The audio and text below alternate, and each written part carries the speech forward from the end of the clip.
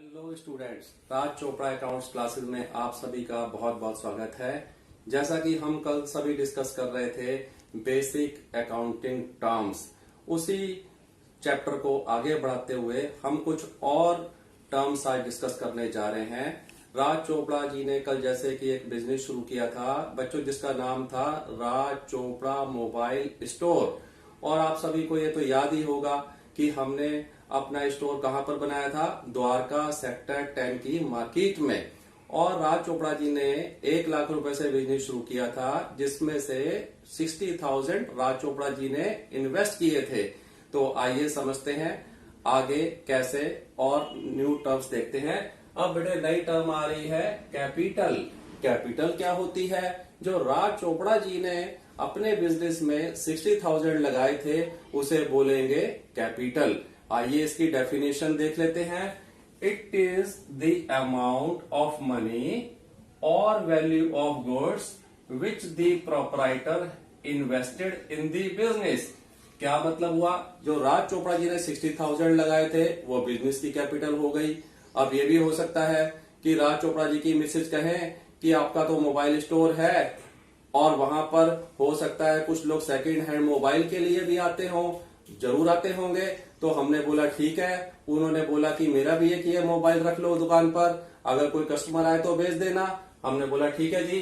तो वो जो हमने मोबाइल रखा उसकी भी कुछ ना कुछ वैल्यू तो जरूर होगी, 5, 7, 10,000 रुपए।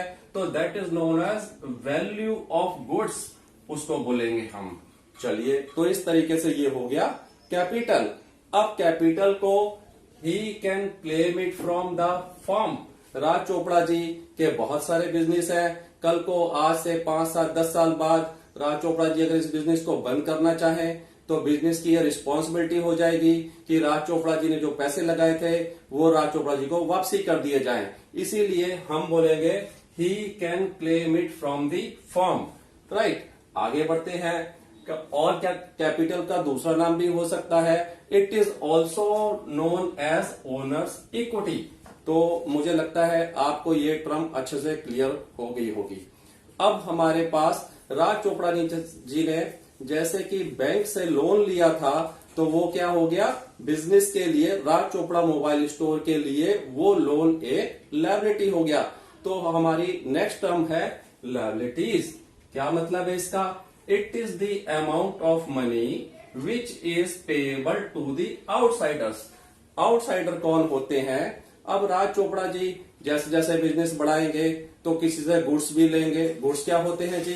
गुड्स देखो बेटे, जो हम सामान बेचने के लिए अपने पास रखेंगे उसे हम गुड्स कहेंगे। हो सकता है हमारे पास अमिताभ जी से, हमने इसलिए सेलिब्रिटीज का नाम लिया है कि आपको सम को समझने में, डेफिनेशन को समझने में आसानी हो जाए। अब अमिताभ जी से हमारे पास मोबाइल आते हैं तो अमिताभ जी कौन हो जाएंगे? हमारे पास एक सप्लायर हो जाएंगे। तो हम जल्दी से जल्दी अमिताभ जी को पेमेंट देना चाहेंगे।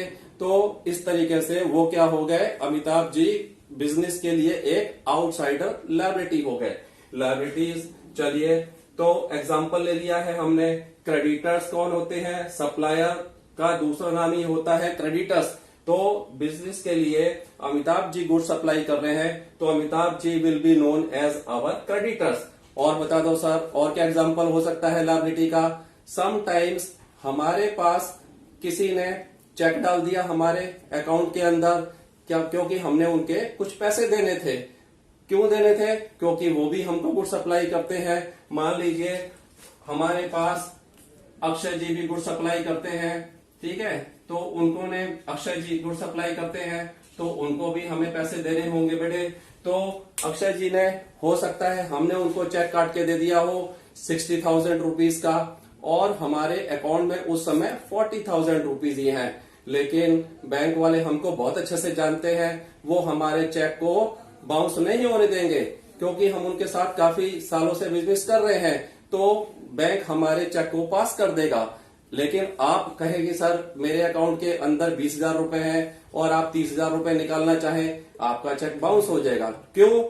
क्योंकि बैंक हमको, ये बैंक की एक एक्स्ट्रा फैसिलिटी होती है जो कि नोन एज बैंक ओवरड्राफ्ट। तो अक्षय जी का चेक हमारा बैंक पास कर देगा।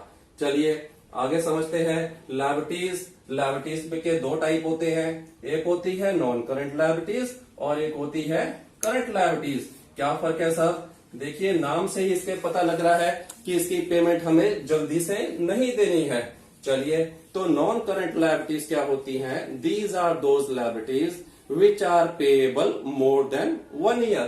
तो देखिए यहां पर मैंने लिखा है payable more than 1 year. Example ले लेते हैं the long term loan from bank, HDFC bank.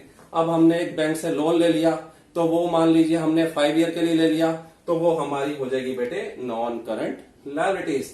चलिए जी, ये तो समझ आ गया सर। अब हम बढ़ते हैं, सेकेंड टाइप की लायबिलिटी होती है हमारे पास करंट लायबिलिटीज। क्या फर्क है दोनों के अंदर? तो current liabilities are those liabilities which are payable within a year. चलिए जी, अब हमें अपने बिजनेस को एक्सपेंड करना है। मैं अपने दोस्त के पास गया, मैंने बोला यार थोड़े बहुत पैसे दे दो। वो दोस्त तुम्हें पता है कैसे होते हैं, वो कहेंगे आप चोपड़ा जी हमारे पैसे कब दोगे? तो मैंने बोला चलो आपके पैसे मैं 3 मंथ के अंदर दे दूंगा। तो मैंने अपने एक फ्रेंड से लोन ले लिया, तो वो क्या हो जाएगा? हमारी करंट लायबिलिटी हो जाएगा। मेरे को लगता है कि आपको ये दोनों टर्म क्लियर हो गई होंगी। Thank you.